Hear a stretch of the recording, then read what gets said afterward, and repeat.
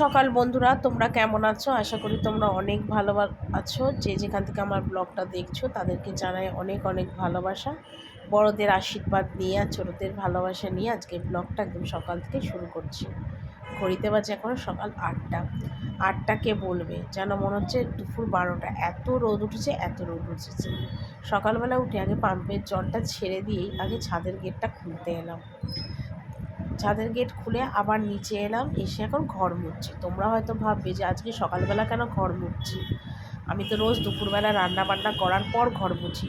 আসলে কেন বলো তো, তোমাদের বলছিলাম না যে কদিন ধরে আমাদের এখানে লাইট চলে যাচ্ছে। দুপুর 12টা থেকে লাইট যাচ্ছে সন্ধে 6টা, কোনো দিন দুপুর 2টোয় লাইট যাচ্ছে, সন্ধে 6টায় লাইট আসছে। লাইটের কাজ হচ্ছে। তো সেই জন্যই সকালবেলা উঠেতেই ঘর ঠরগুলো একটু মুছে নিচ্ছি, কারণ এগুলো সেরে নিলে অনেকটা কাজ আমার সুবিধা হবে। পাম্পের জলটাও পুরো ভরা থাকবে। তারপর কদিন ধরে ওপরের বালতি গামলা সব জল আমি ভরে রাখছি, পাম্পের জল ভরে রাখছি। সকালবেলা উঠে বাসনটা মাজছি, এইসব টুকিটাকি কাজগুলো সমস্ত আমি করে নিচ্ছি। শুধু চানটা বাকি থাকে, তো জলটা তো ভরা থাকে, তো সেই জলেই স্নান করে নিই। আর এখনও কিন্তু কেউ ঘুম থেকে ওঠেনি, এমনকি ছেলেও ঘুম থেকে ওঠেনি। ঘরে দেখো না, লাইট জ্বালায়নি, শুধু জানলাটা খুলেছি এদিকে, আর ওদিকে দরজাটা খুলে ঘরটা মুছছি। তো কি করব বলো, কিছু করা নেই। বেলাতে না, তখন লাইট চলে গেলে তখন লোডশেডিংয়ে কোনো কাজও করা যায় না। তারপর জলেরও অসুবিধা।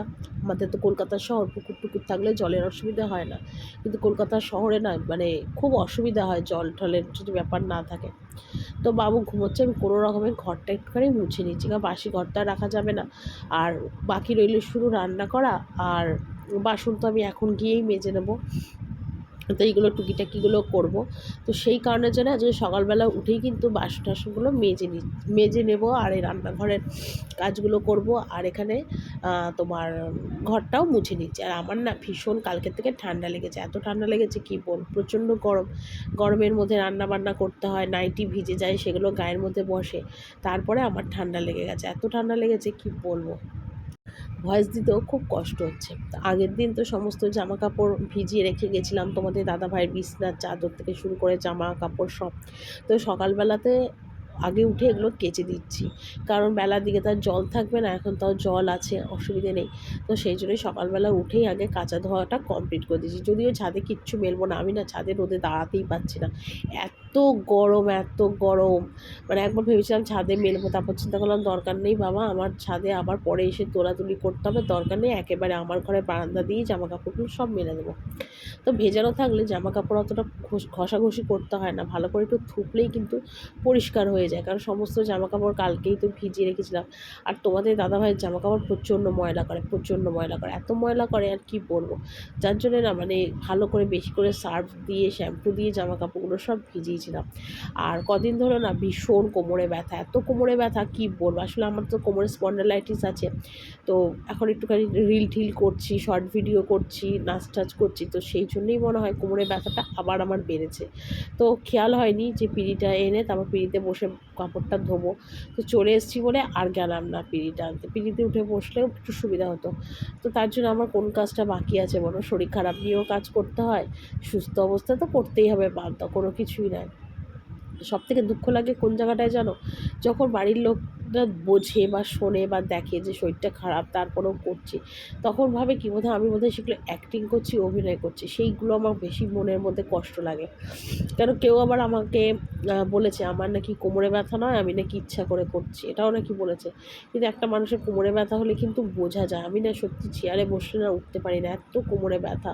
কিন্তু কি করব বলো, কিছু তো করার নেই। কাউকে না এখন আর শরীর টরীর খারাপ হলে বাড়ির লোককে আর বলিও না। শরীর খারাপ যখন খুব বেশি হয় শুয়ে পড়ি, আর কি করব। বলি না, কারণ বললে যারা বিশ্বাস করে না, শরীর খারাপ নিয়ে কেউ কোনো দিন মিথ্যে কথা বলতে পারে। আমি তো জীবনে কোথাও শুনিনি যে কারোর শরীর খারাপ হলে মিথ্যে কথা বলে, আমিও কিন্তু কোনো দিন বলিনি। তো যাকে যার যেটা ভাবনা চিন্তা। আর বাইরের ওয়েদারটা কিন্তু দেখো কি দারুণ লাগছে, আর কি রোদ, পুরো পুজো পুজো রোদ উঠে গেছে। দুর্গা পুজো যে এসে গেছে বোঝাই যাচ্ছে। কি রোদ উঠেছে, কি রোদ উঠেছে, বাপ রে বাপ। তো এখানে জামা কাপড়গুলো সমস্ত ধুচ্ছি, আর ধুইয়ে তারপরগুলো সমস্ত নিচে নিয়ে যাবো, তারপরে ফ্রেশ হবো, বাসি নাইটিটা ছাড়বো। এইসব টুকিটাকি কাজ তো আমার রোজগার থেকেই যায়, তোমরা তো জানোই। আর কাজের শেষ হয় না, হাউস ওয়াইফদের অনেক কাজ হয়। সকাল থেকে উঠে ঘর মোছা, বাসন মাজা, কাপড় কাচা, বিছনাপাটি তোলা, কত কাজ থাকে, তাই না বলো? একটা সংসারে 100টাও কাজ, তাই না? এটাই হলো কথা, মানে সত্যি কথা, সব হাউস ওয়াইফের ক্ষেত্রেই বলছি। তো এদিকে দেখো একদম বাসি জামা কাপড় ছাড়লাম, আর ছাদের রোদে না কেচে ধুয়ে এত গরম লেগে গেছিলো, ভালো করে না স্নান করেছি, মাথায় 2 মগ জল দিয়েছে, গা দিয়ে পুরো জল ঢেলে স্নান করেছিল। তো আমি কোনো কিছু করতেই পারবো না, এত গরম লেগে গেছে ছাদের রোদে। তো তারপরে রোদের থেকে এলাম, আর এসে জামা কাপড় চেঞ্জ করে, আর যেগুলো শুকনো ছিল কাল কেচেছিলাম সেগুলো সব শুকিয়ে গেছে, সেগুলো তুললাম। আর যেগুলো এখন কাচলাম সেগুলো সমস্ত দেখো এক এক করে মেলে দিচ্ছি। যদিও আমার এই জামা কাপড়গুলো একটু ভেজা ভেজা আছে, আর এটা তো এখনই কাচলাম, এই নাইটিটা এখনই কাচলাম। আর বাকিগুলো যেগুলো উপরে ছাদে কাচলাম সেগুলো সব এই বারান্দা দিয়ে মেলে দেবো, যা রোদ উঠেছে বিকেলের মধ্যে সব শুকিয়ে যাবে। তো এটাই হলো কথা। তো সকাল থেকে উঠে তো প্রচুর কাজ থাকে, একটার পর একটা কাজ, অনেক কাজ থাকে, সত্যি কথা কাজের কোনো শেষ নেই। একটা হাউস ওয়াইফের সত্যি অনেক কাজ থাকে, মানে সংসারে খুঁটিনাটি কাজ প্রচুর থাকে যাকে বলে। আমার ক্ষেত্রেও তাই। আর আমি না সত্যি ভয়েস আজকে দিতে পারছি না, আমার ভীষণ কাশি আসছে আর হাঁচি আসছে, কি বলবো, মানে এত ঠান্ডা লেগে গেছে। গরমকালে এত ঠান্ডা লাগলো না, ঠিক দুর্গাপুজোর আগেই এইরকম ঠান্ডাটা আমার লাগলো, কি বলবো। তো এখন এদিকে দেখো জামা কাপড়গুলো সব মেলছি, তারপর যাবো নিচে গিয়ে দেখি কী কাজ কম আছে না আছে, সেগুলো করবো আর কি। তো এটাই হলো কথা। তো চলো, আর আশা করি তোমাদের ভিডিওটা অবশ্যই ভালো লাগবে, আর তোমরা আমাকে একটু ভালোবাসা দিও, সাপোর্ট করো, এইটুকুনি তোমাদের কাছে চাওয়া। আমার আর কিচ্ছু তোমাদের কাছে চাওয়ার নেই, কারণ জীবনে অনেক কিছু আমি হারিয়েছি, অনেক কিছু না পাওয়া আমার জীবনে রয়ে গেছে, আর সেটা বলে লাভ নেই, অনেক কিছু না পাওয়া রয়ে গেছে। জীবনে কোনো স্বপ্নই আমার পূর্ণ হয়নি, অনেক কষ্ট জীবনে করেছি, এখনও আমি করছি। তবু এই ইউটিউবটা আছে বলে সত্যি আমি মনে হয় বেঁচে আছি। ইউটিউবের মধ্যে সবার সাথে কথা বলি, সবাইকে সব কিছু শেয়ার করি, কাজকর্মের মাধ্যমে সমস্ত ভিডিও করি, আমার ভালো লাগে, সত্যি ভালো লাগে। ইউটিউব না থাকলে হয়তো আমি মরেই যেতাম, হয়তো আমি একটা মেন্টাল পেশেন্ট হয়ে যেতাম। মানে এইসব নিয়েই না আমি মনকে আমার অনেক খুশি রাখতে পারি, আমার মনটা অনেক ভালো থাকে। কী করব বলো? তো এদিকে দেখো সমস্ত জামা কাপড়গুলো মেললাম, আর মেলে ঠেলে নিয়ে তারপর সোজা যাব নিচে গিয়ে দেখি তোমাদের দাদাভাই কী করলো না করলো। তো নিচে আসতে না আসতে দেখলাম ছেলে এখন এখানে টগর গাছে ফুল তুলছে, ওর এটা রোজকার কাজ, কোনো দিন আমিও তুলি শখ হলে। আর এদিকে বাবু দেখো টগর ফুল তুলছে, এটাও রোজকার কাজ। চাটা তো এখনও কিছুই খায়নি, যেহেতু চা এখনও হয়নি, তো কী আর করবে। তো সেই জন্যে ও সেই ফাঁকে ভাবলো চলো টগর ফুলটাই তুলে নিই। তো ঠাকুমাও মনে হয় বলেছে টগর ফুলটা তুলতে, সেই জন্য টগর ফুলটা তুলছে। আমি এবার চাটা বসিয়ে চা খেয়ে তারপর কাজে হাত দিই। তো এইমাত্র রান্নাঘরে এলাম, রান্নাঘরে এসে টেবিলটা ভালো করে মুছলাম, মুছে এখন বসলাম চাটা খেয়ে তারপর রান্নাবান্না করবো।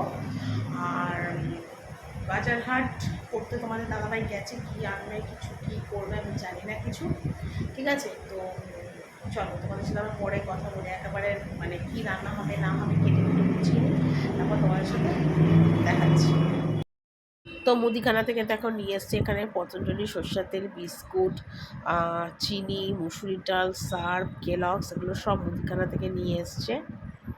তো এদিকে দেখো আমার ভাত হয়ে গেছে, ডাল হয়ে গেছে, আলু ভাজা হয়ে গেছে, ঠিক আছে। আমরা কেটে কুটে গুছিয়ে নিয়ে আমরা ভিডিওটা অন করলাম, ঠিক আছে। আর কেটেছি দেখো পটল আলুর রসা হবে, ঠিক আছে। ভাত ডাল আলু ভাজা নামিয়ে নিয়েছি, আর এখানে পটল আর আলু দিয়েছি, ঠিক আছে। গরিব ঘরের মেয়েদের না কোনো সম্মান থাকে না যদি সেটা বড়লোক শ্বশুরবাড়ি হয়, আমার অন্তত মনে হয় আর কি, এটা আমার ধারণা।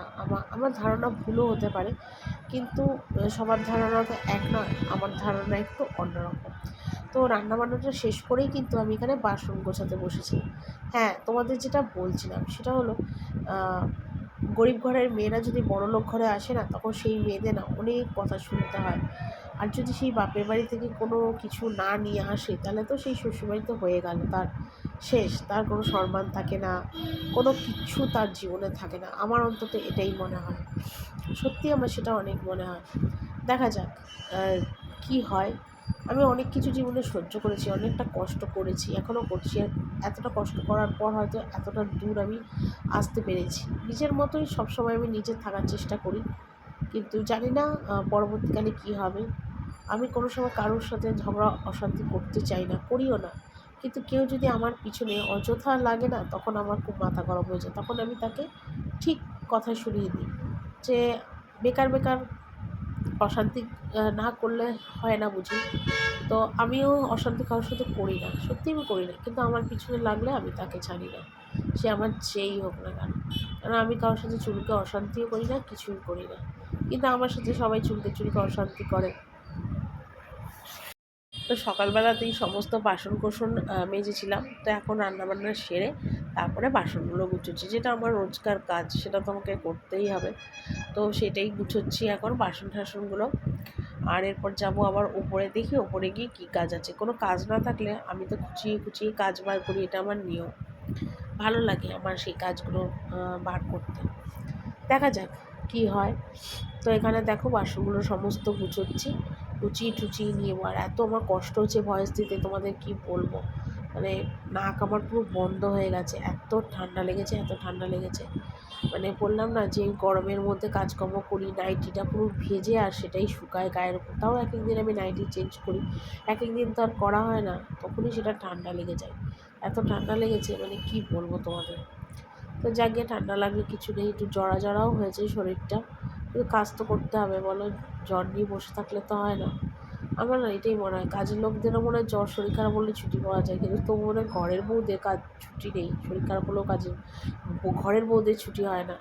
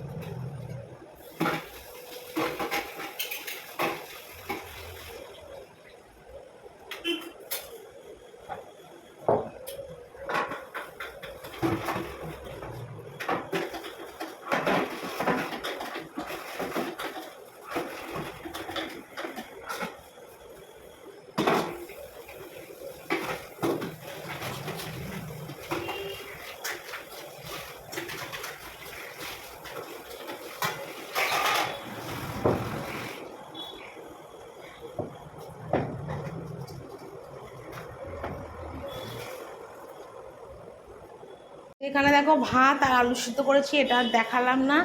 এখানে দেখো আলু ভাজা কিছুটা খাওয়া হয়েছে, আর কিছুটা আলু ভাজা রাখা রয়েছে, এটা কালো জিরে কাঁচা লঙ্কা ফোড়ন দিয়ে। এখানে হলো মুসুরির ডাল, আর এটা হলো ঝাল ছাড়া প্লেন আলু ভাজা, আর এখানে হলো পটল আলুর রসা। ঠিক আছে, এই হলো আজকে আমার রান্না। তো ছাদে এলাম, সকালবেলায় যেগুলো কেচেছিলাম মোটামুটি শুকিয়ে গেছে, ওগুলো এখন তুলতে এলাম। ঠিক আছে, তুলে যাই। এগুলো জামা কাপড় অনেক রয়েছে, আমার ননদেরও আছে, আমারও আছে। আমারগুলো আমি তুলে নিই, কারণ এরপর যে বৃষ্টি বাদলা আসেন অসুবিধা হয়ে যাবে। তো আমারগুলো আমি তুলে নিয়ে যাই, এরপর ঘরটা মুছবো। আমার ঘর তো মোছাই হয়ে গেছে, শাশুড়ি ঘরটা মোছা বাকি আছে, ওটা মুছলে আমার হয়ে যাবে। ঠিক আছে, চলো যাই, তারপর স্নান করি। ভীষণ গরম, ছাদে দাঁড়ানো যাচ্ছে না। মাত্র এলাম নিচে, আর নিচে এসে এখন একটু চা করবো। আর সন্ধ্যা থেকে তোমার সাথে কথা বলে নিই, কেন চান টান করে আসার পরে ফোনটা চার্জে বসিয়েছিলাম, ফোনে চার্জে বসালাম, তারপরে চার্জে বসিয়ে খেলাম, ছেলের দুধ চাল দিলাম, এসব টুকটাক কাজ করলাম। করার পরে আর ভিডিও করিনি, একটু টিভি দেখলাম। আর এখন বাজে ঘড়িতে 6:30, 6:30টার সময় ফোনটা ফুল চার্জ হলো। তারপরে নিচে এলাম, এখন একটু চা করবো, চা করে তারপর যাবো ওপরে। ঠিক আছে, তো এইমাত্র নিচে এলাম, আর এখন ঘড়িতে বাজে 8:30। টিভি দেখে নিচে এলাম। আর তোমাদের দাদাভাই তো অনেকক্ষণ আগে এসছে, ওকে দেখে দিলাম। আর মুদিখানা থেকে মানে আসার সময় কিছু মুদিখানা থেকে জিনিসপত্র নিয়ে এসেছি, চলো তোমাদের একবার একটু দেখিয়ে দিই কী এনেছে। এখান থেকে দেখো কেলগস এনেছে কালকে, এটা ছেলের। এখানে তড়কা এনেছে, টমেটো সস এনেছে, লঙ্কা গুঁড়ো, জিরে গুঁড়ো, হলুদ গুঁড়ো, এই যে সাদা তেল সাফোলার, আর এখানে এনেছে দেখো ময়দা, আর এনেছে মুসুরির ডাল। এইগুলো মুদিখানার নিয়ে এলো এখন দোকান থেকে আসার সময়। এখানে দেখো তরকাটা বসাবো, সেই জন্য তরকাটা এখন ধুয়ে প্রেশার কুকারে দিচ্ছি। 250 মতো তরকা এনেছে, আজকে রাত্রিবেলা হবে তরকা রুটি, তো সেটাই করবো। তো প্রেশারে দেবো, দিলে তাড়াতাড়ি সিদ্ধ হয়ে যাবে। দিয়ে তারপর বাকি টুকটাক যেগুলো কাজ আছে, টুকটাক বাসন টাসন মাজা, সেগুলো মাজবো। গরম জল বসাবো।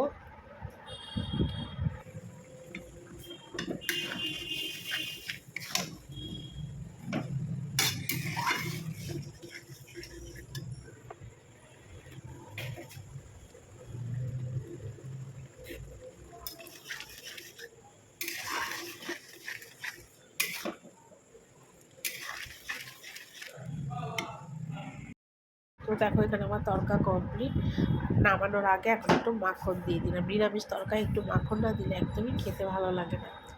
তো আমি তো তরকারিতে মাখন দিই, সবাই দেয়, যদিও তো আমাদের পেঁয়াজ রসুন দিয়ে তরকাটা হয় না, সেই জন্য আর কাঁচা লঙ্কা কুচিয়ে দিই। তবে এর মধ্যে না ধনেপাতা কুচিটা দিলেও খুব ভালো লাগে, কিন্তু আমাদের বাড়িতে আবার ধনেপাতা কুচিটা কেউ খায় না গ্যাস অম্বলের জন্য, তো এরকম খায়, তো এরকমই বানালাম। তো এখানে দেখো ছেলের জন্যে রুটি, আমার রুটি সব নিয়ে এসেছি। আটা ময়দা মিশিয়ে রুটি করেছি, কারণ আমাদের বাড়িতে আটা ময়দা মিশানো রুটিটা সবাই খুব ভালোবাসে, আর ছেলেও খুব ভালোবাসে। আটা রুটি একদম ছেলে খেতে পারে না, তো ওর আর আমার দুজনেরই খাবার বেড়ে নিয়েছি। তো এখন আমি খাবো। আর চলো বন্ধুরা, আজকে ভিডিওটা এখানেই শেষ করছি। Tata, good night.